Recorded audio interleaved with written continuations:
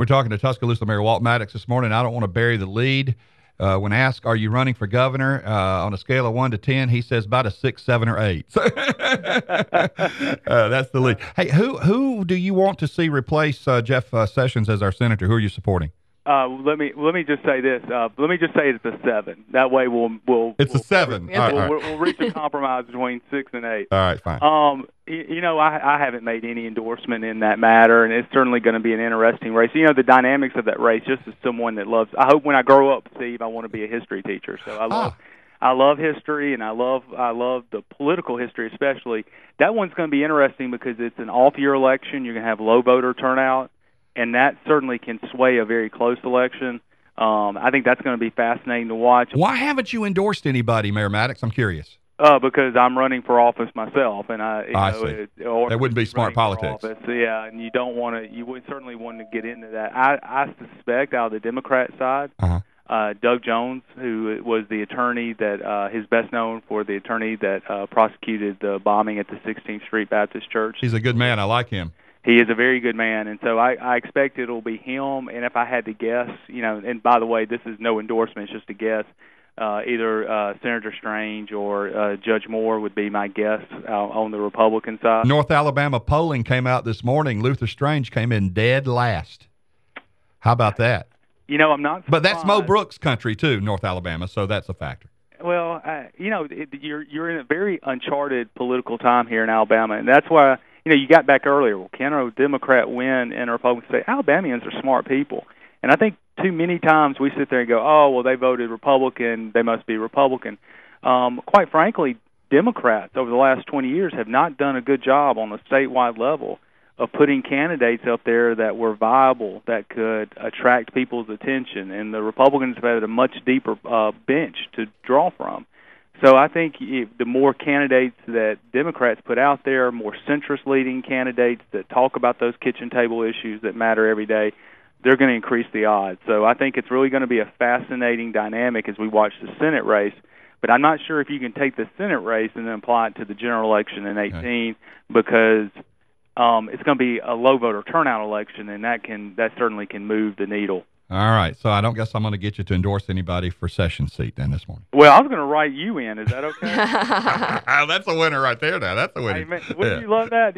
I would. Senator Steve Shannon. Yeah, I'd love that, especially if you did it. Hey, the Honorable Steve Shannon. Well, I don't know. That'll hold up in court. Very quickly here, I want to move to what some are considering the elephant in the room around Tuscaloosa right now, and this is the story involving tragic story. Megan Rondini, the Alabama student who committed suicide after alleging rape against a prominent Tuscaloosa citizen and family. Now a wrongful death lawsuit has just been filed against our sheriff, 2 deputies, 2 University of Alabama employees, and the person that she alleged raped her. She took her own life as a result of this situation. A grand jury failed to indict the accused.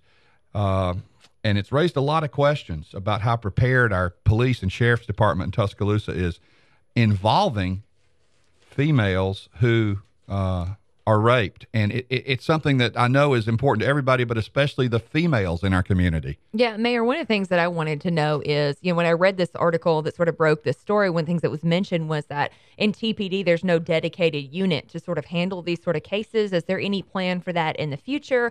And then if you are elected, as the governor of Alabama, would something that you'd be concerned of is changing the definition? Because one of the things that's at the heart of this case for Megan is that they're saying she didn't physically attack the person who allegedly assaulted her.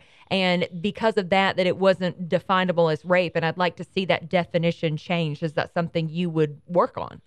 Absolutely, and let me just kind of circle back. Number one, the Tuscaloosa County Sheriff's Office is the lead agency on this, and understanding that, number one, it was an investigation. Number two, there's likely potential litigation coming out of it. I'm very limited in what I can say. So I just hope that dynamic is understood. But let me just then comment as a father.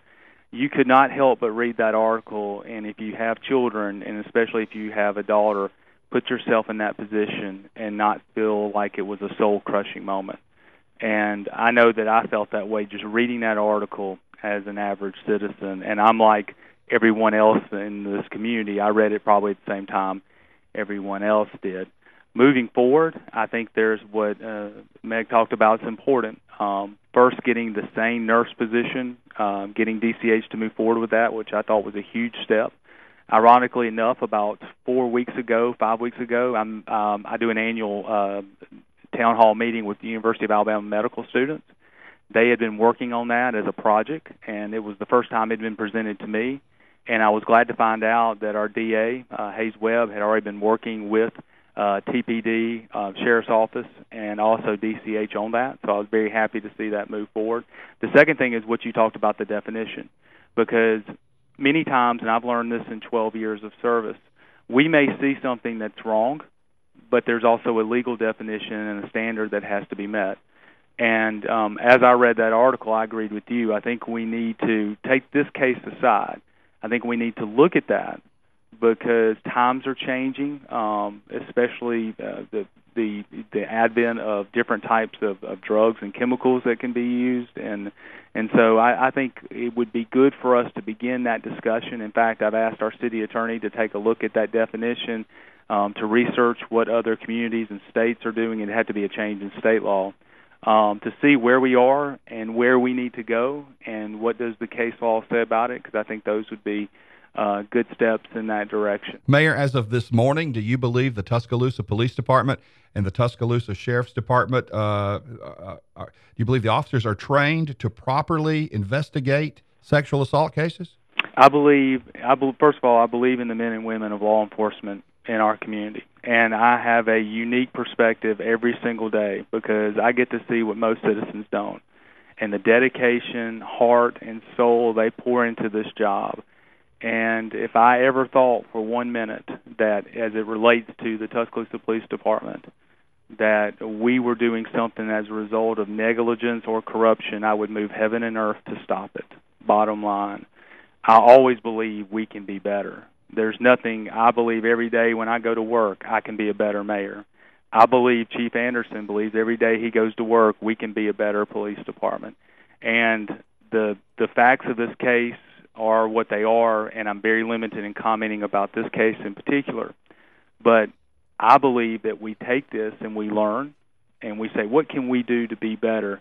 What can we do to protect the vulnerable in our community from doing our best to ever prevent this from happening again? Certainly none of us can, but I don't think there's a rational person that doesn't believe that. And it's, by the way, and I'm going to kind of dance around one thing, but to get to another, this story certainly creates a national buzz, but we hurt over these issues every single day. I mean, unfortunately, there are bad things that happen every single day across our nation, across our state, and in Tuscaloosa. And I hurt every time I read something, every morning that I get in and PD sends me the update from the past 24 hours. And I talk to our chief about it nearly every single day. And law enforcement hurts every single day. And that's what fuels me and drives me every day for programs like Pre-K, to support programs like Ending Bullying, support programs that talk about alcohol responsibility, programs that talk about your rights and responsibilities.